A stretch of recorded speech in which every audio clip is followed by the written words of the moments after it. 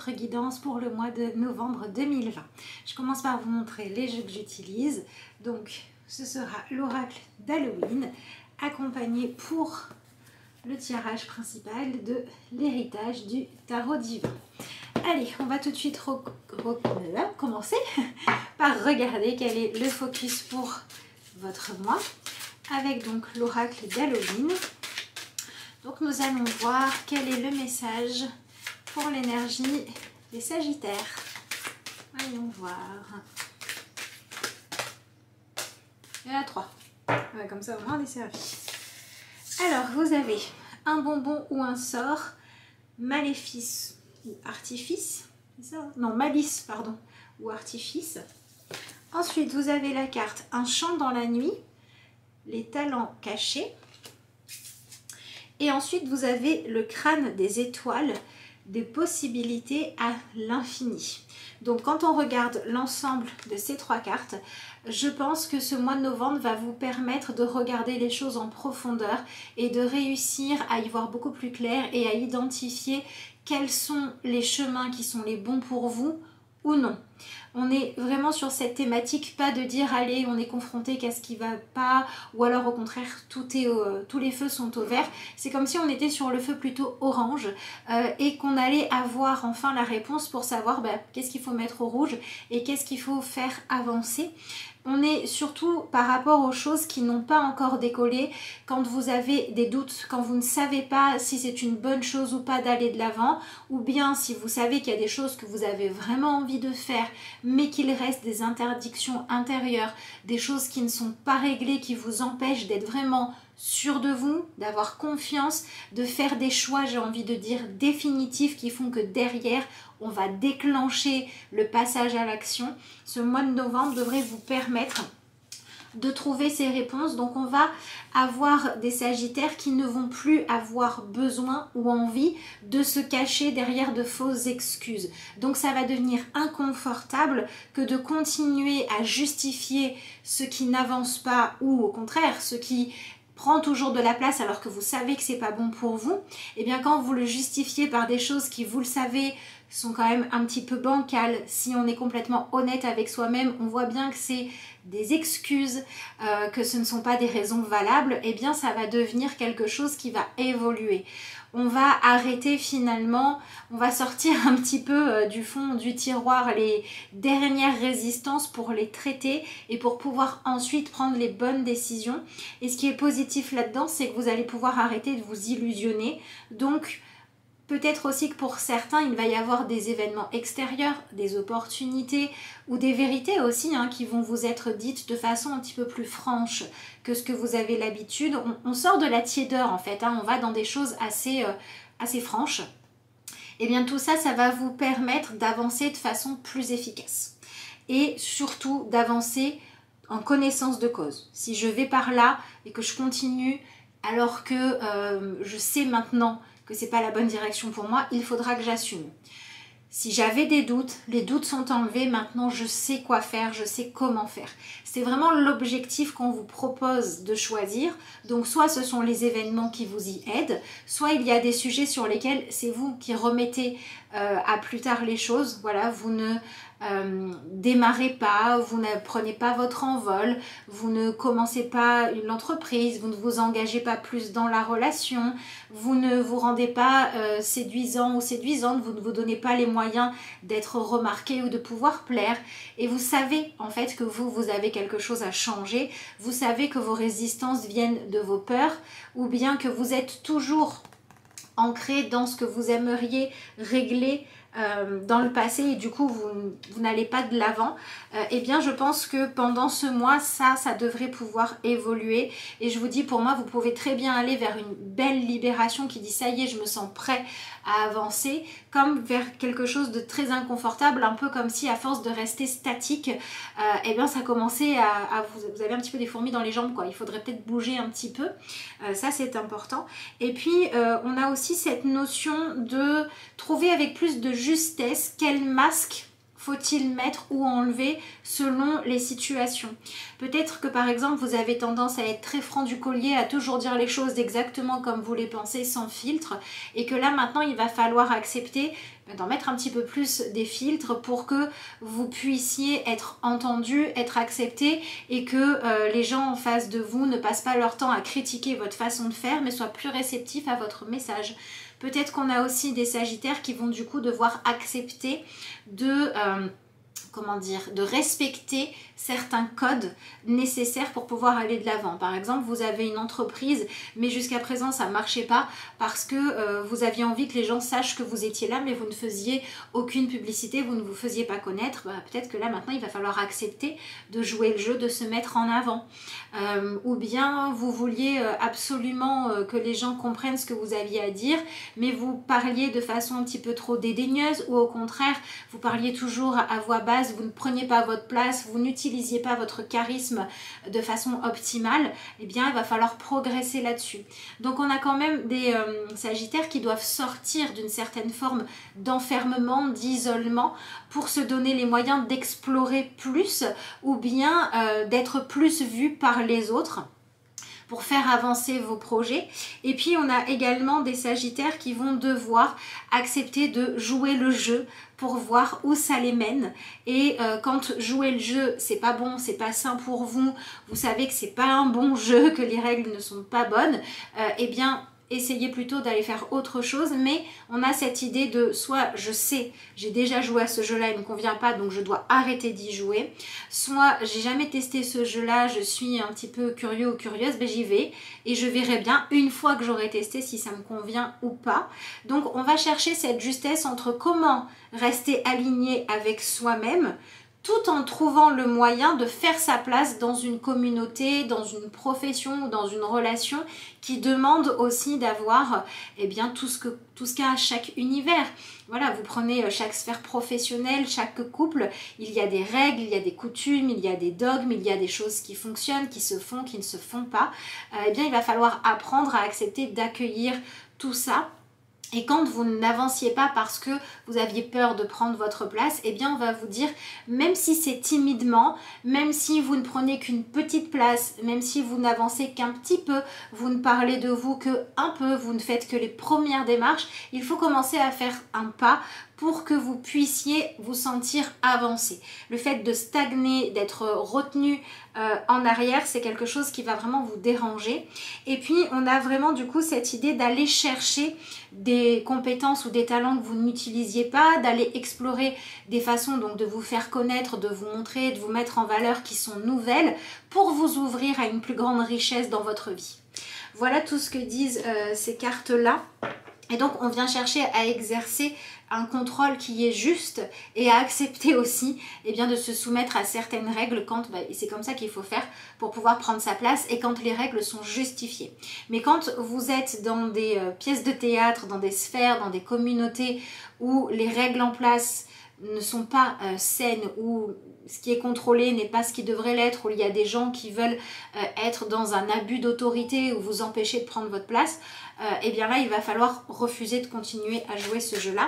Donc finalement vous mettez c'est pas que vous mettez vos propres règles du jeu en place, c'est que vous acceptez maintenant de suivre uniquement celles qui sont justifiées et vous arrêtez de ne pas suivre celles qui sont justifiées.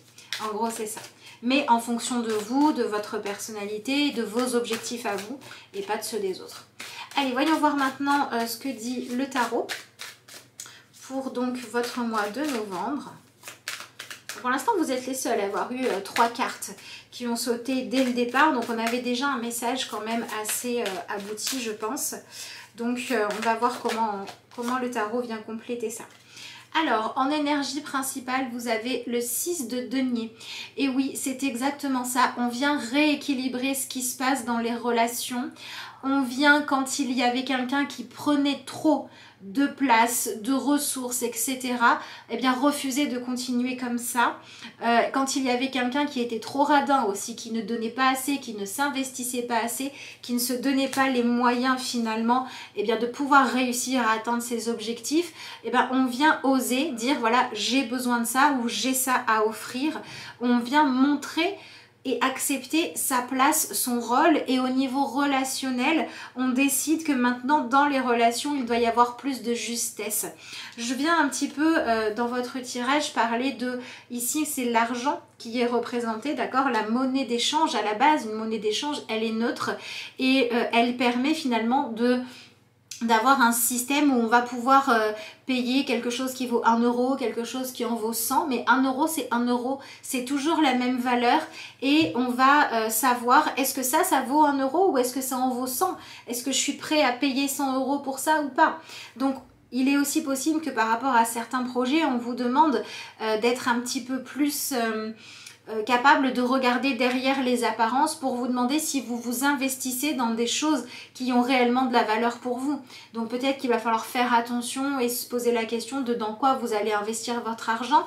Est-ce que le retour que vous allez avoir sera justifié ou non? Est-ce que le salaire que vous recevez ou que vous donnez à vos employés est quelque chose d'équitable qui fait que tout le monde est motivé pour travailler? Ou est-ce que c'est plutôt quelque chose qui fait que avec un petit peu d'hypocrisie, c'est pas juste et du coup c'est pas bon pour l'entreprise? Donc on vient choisir aussi une forme de générosité qui va permettre d'être plus productif. Et donc on va enlever les excès de générosité, les choses qu'on accepte alors qu'on ne devrait pas. Et là où on avait un petit peu trop peur de donner parce qu'on se disait ce que je donne c'est plus moi qui l'ai, on va apprendre à donner pour pouvoir recevoir quelque chose qui a de la valeur. Voilà, en échange et quelque chose qui a une meilleure valeur.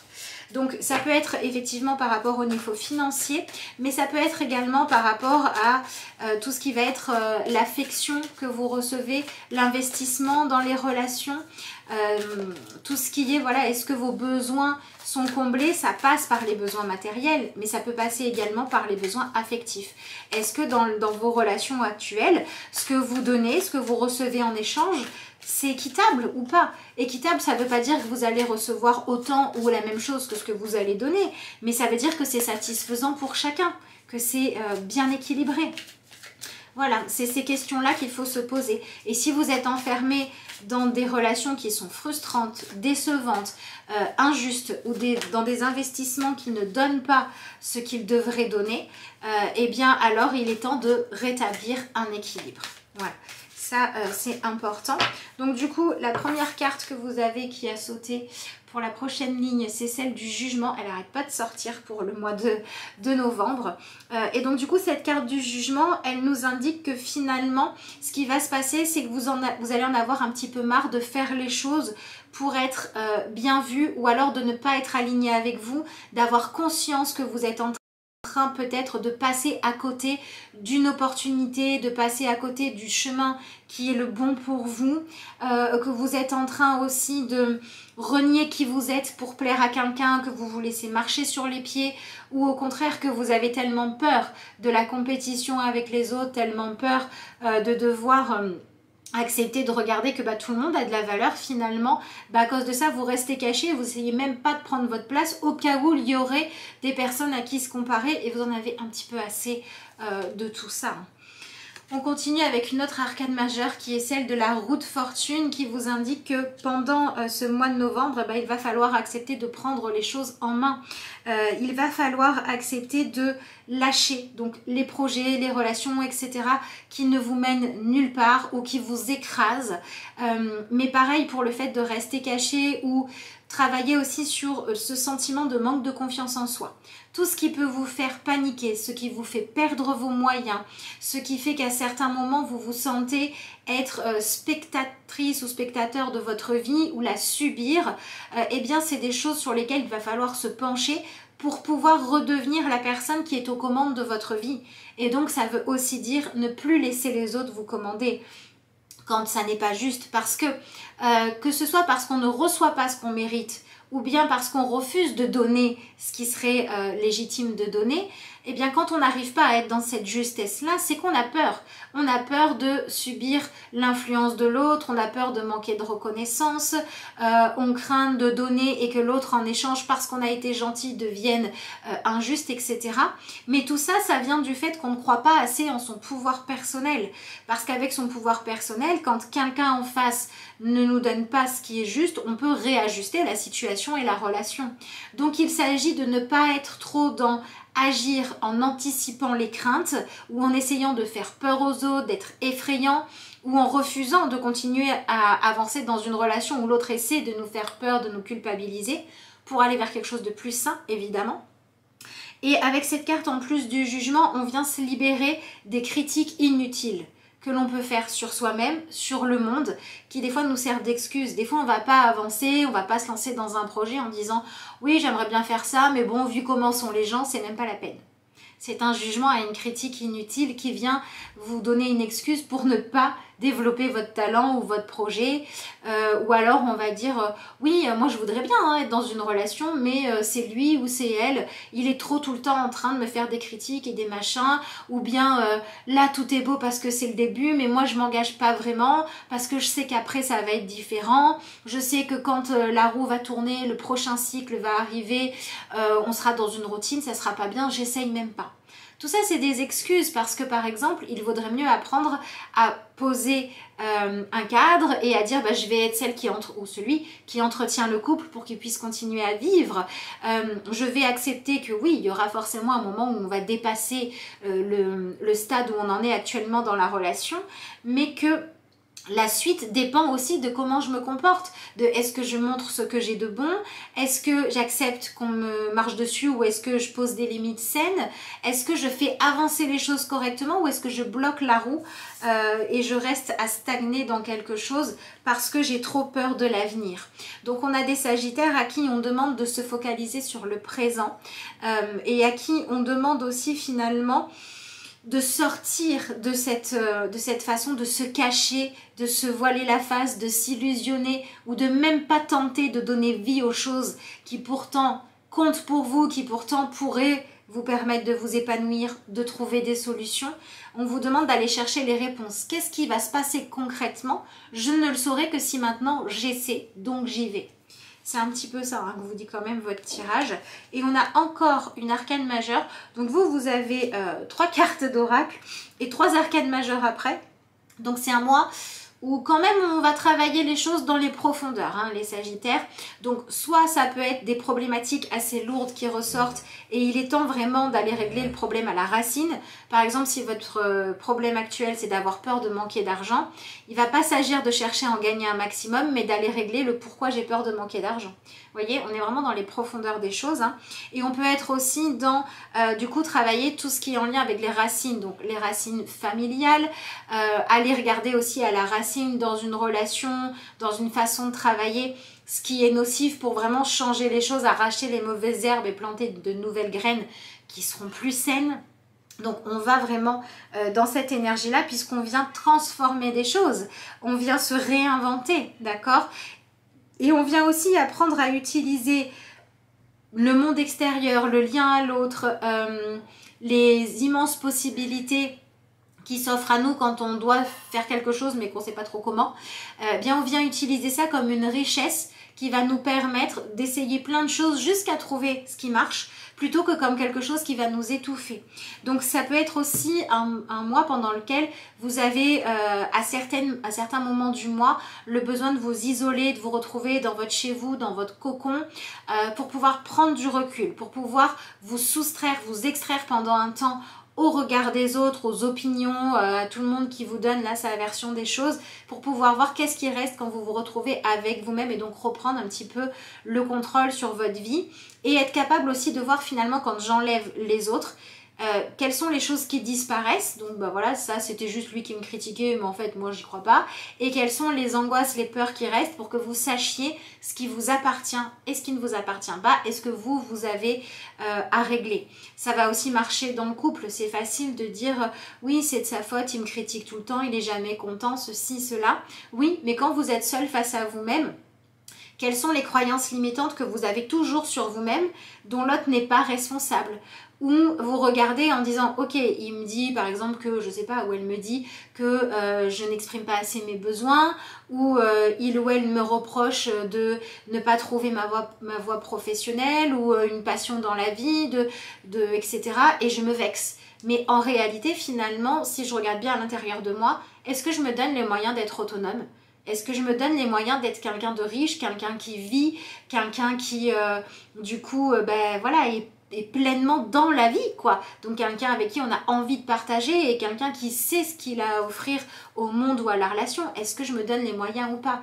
Et l'idée, ça va être de pas chercher à dire l'autre, il a du pouvoir sur moi, il l'utilise mal, il m'encourage pas, ou l'autre, ce qu'il dit, c'est pas gentil de me le dire, mais plutôt de se poser la question de dans ce qui est dit, dans ce qui est fait, qu'est-ce qui est de la critique ou du jugement gratuit et je m'en libère, je m'en détache, et quelles sont les choses qui me sont dites, même si ça me plaît pas trop, qui dans le fond sont vraies, et il faudrait que je progresse par rapport à ça. Donc c'est un mois qui vous propose de vraiment venir prendre votre vie en main, prendre en main les choses qui vous effraient, qui vous font peur, qui vous pourrissent la vie, qui vous empêchent de saisir des opportunités, pour que vous puissiez maintenant arrêter de stagner, arrêter aussi d'avoir assez souvent, peut-être pour certains d'entre vous, cette sensation de dire bah, j'ai laissé passer le coche. Donc vous voyez, ça peut être par exemple dans votre vie pro, tous les jours vous allez faire votre travail et tous les jours vous vous dites en fait c'est pas ça que je veux faire, faudra que je fasse quelque chose d'autre un jour, mais je le fais pas. Mais là on en a un petit peu marre de laisser passer le coche, on a envie de prendre sa vie en main, on a envie de dire mais en fait il y a peut-être d'autres solutions, je peux peut-être trouver des compromis, je peux peut-être reprendre des études en parallèle de mon travail, ou je peux peut-être commencer une activité complémentaire pour voir si plus tard ça pourra devenir quelque chose de qui me permettra d'en vivre, mais j'ai envie de saisir les opportunités. On vient vraiment sortir de ce truc-là, de dire je me donne pas les moyens parce que si ça se trouve j'y arriverai pas, pour se dire en fait c'est je préfère avoir tenté quelque chose et que ça n'ait pas marché plutôt que toute ma vie regretter de ne pas avoir essayé. Voilà, c'est un petit peu ça la devise à avoir pour vous pendant ce mois important. Et comme on a des arcanes majeures, on n'a pas vraiment de domaine particulier, si ce n'est qu'avec votre carte de denier, pour moi, on vient travailler sur ce qui dans votre vie est déséquilibré ou sur les manques que vous avez besoin de combler ou alors sur les vieilles rancœurs, les vieilles dettes que vous vous traînez depuis longtemps pour pouvoir vous en débarrasser. Donc on vient relancer la machine, mais c'est vrai qu'avec la roue de fortune, il est possible que vous ayez peut-être des gens qui vont vous demander des choses, alors, comme une impulsion, comme quelque chose en fait qui va mettre de l'espoir ou qui va vous aider à y croire, et il va falloir accepter que c'est un tremplin et que c'est à vous de saisir ce tremplin pour commencer votre ascension, mais que ça ne sera pas toujours comme ça, qu'à un moment donné c'est aussi à vous de faire ce qu'il faut pour que les choses ensuite puissent prendre de l'expansion quand elles le doivent, ou bien puissent sortir de votre vie quand il est temps que vous disiez stop. Donc c'est à vous de poser vos barrières et vos limites, c'est à vous de voir ce qui compte, et finalement c'est à vous de vous montrer tel que vous êtes et de vivre en étant vraiment très honnête. Voilà, et du coup ça pourra faire avancer les choses parce que c'est vraiment ça qu'on vient chercher, c'est cette transformation, c'est comme une forme de renaissance, comme devenir toujours la même personne mais en plus authentique finalement et qui prend plus sa place. En tout cas, c'est ce que vous avez dans votre tirage de tarot. Donc on va passer à la petite carte de conclusion avec l'oracle Message Lumière. Je vous rappelle que si vous souhaitez une consultation ou passer une commande, vous pouvez le faire en me joignant par mail ou bien via ma page Facebook, et que sous la vidéo, dans la barre de description, vous avez les liens pour ça. Et puis voilà, si vous pouvez prendre le temps, si mon travail vous plaît, vous parle, vous aide, pardon, de mettre un petit commentaire, de liker, de partager, de vous abonner, d'activer les notifications, etc. Eh bien, je vous suis reconnaissante de le faire. Allez, voyons voir ce que vous avez pour conclure ce tirage plein de défis, mais plein aussi d'espoir d'amélioration des choses. Voyons voir. Et décidément, là, il y en a un petit peu trop quand même. Il y en a un petit peu beaucoup. Qu'est-ce que vous avez? Je suis harmonie, je me redécouvre, retrouver la lumière, transformation et l'harmonie intérieure. Bon, elles sont toutes justes, mais ça fait peut-être un petit peu beaucoup. Donc ce que je vais faire, c'est que je vais retirer parmi ces cartes-là celle qui est la plus importante, et vous avez retrouvé la lumière. Rien ne sert de me plaindre, rien ne sert de m'apitoyer. Les pensées de peur attirent les situations de peur. Cette phase de vie ouvre le chemin de mon ouverture spirituelle. Par la compréhension, je me sors de ce gouffre de ressentiment. la paix s'installe en mon mental et je retrouve la joie de vivre. Donc je trouve qu'elle résume plutôt bien effectivement votre tirage. Et ce que je vais faire, c'est que je vais vous montrer les 4 autres. Et puis si vous avez envie de lire les petits messages, ben, je vous laisserai faire pause le temps nécessaire. Donc voilà pour celle-ci. Est-ce qu'il me fait le focus? Oui, j'espère. Alors celle-ci aussi, au niveau de l'image, je la trouve très juste. Voilà. Et la dernière, donc, pour moi, c'est un petit peu passer de ça à ça, de ça à ça, en acceptant d'aller voir un petit peu ce qui se cache derrière la porte, hein, en acceptant de sortir de sa bulle, voir ce que le monde a à offrir pour trouver son véritable chemin et incarner qui vous devez être. Voilà les Sagittaires, je vous remercie d'avoir suivi cette vidéo. Je vous souhaite un excellent mois de novembre, plein de belles révélations. Et puis moi je vous dis à bientôt.